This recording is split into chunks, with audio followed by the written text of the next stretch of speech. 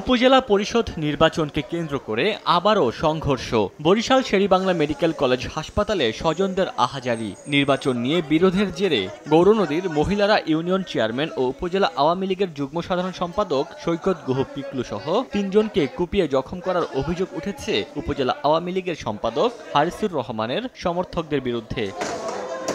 আহতদের স্বজনরা জানান, বৃহস্পতিবার সন্ধ্যায় মহিলারা থেকে বাটাজোর যাচ্ছিলেন উপজেলা নির্বাচনে চেয়ারম্যান প্রার্থী মনির হোসেন ও সৈকত গুহসহ তাদের সমর্থকরা। এ সময় বাটাজোর এলাকায় উপজেলা পরিষদ নির্বাচনের আরেক প্রার্থী হারিসুর রহমানের সমর্থক দেলোয়ারের নেতৃত্বে অন্তত ৩০ জন মিলে তাদের উপর হামলা চালায়। প্রথমে গুলি, এরপর কুপিয়ে জখম করার অভিযোগ উঠেছে। হারিসের লোকজন কোপাইছে ওরে পিছন দিক দিয়ে ধরছে, হাত কাটা কালু, হারিসুর রহমান হারিস, দিলু, রাসেল হাওলাদার।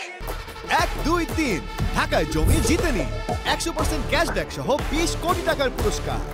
পিকলু প্রথম গুলি ছিল আমরা ৪ জনের উপরে, প্রথম গুলি ছিল দিলু হাওলাদারের উপরে। উনি যখনই তখন হাত দিয়ে আমরা ওরা ধরতে যাই, তারপরে অতর্কিত হামলা এবং গুলি চালাই। যারা ছিল ওরা আগেই প্রস্তুত ছিল, কাচি পিস্তল বের করছে, গুলি করছে।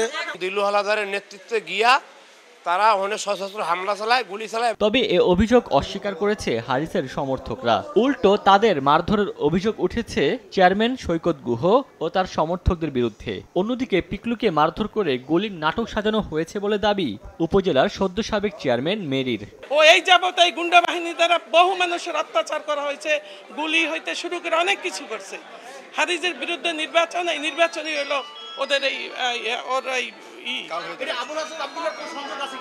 না আবুল হাসান আব্দুল্লাহর কোনো সংযোগ নাই এখানে, এটা নির্বিচ্ছিন্ন। তবে পরিস্থিতি নিয়ন্ত্রণে আছে জানিয়ে তদন্ত সাপেক্ষে ব্যবস্থা নেওয়ার কথা জানিয়েছেন জেলা পুলিশ সুপার।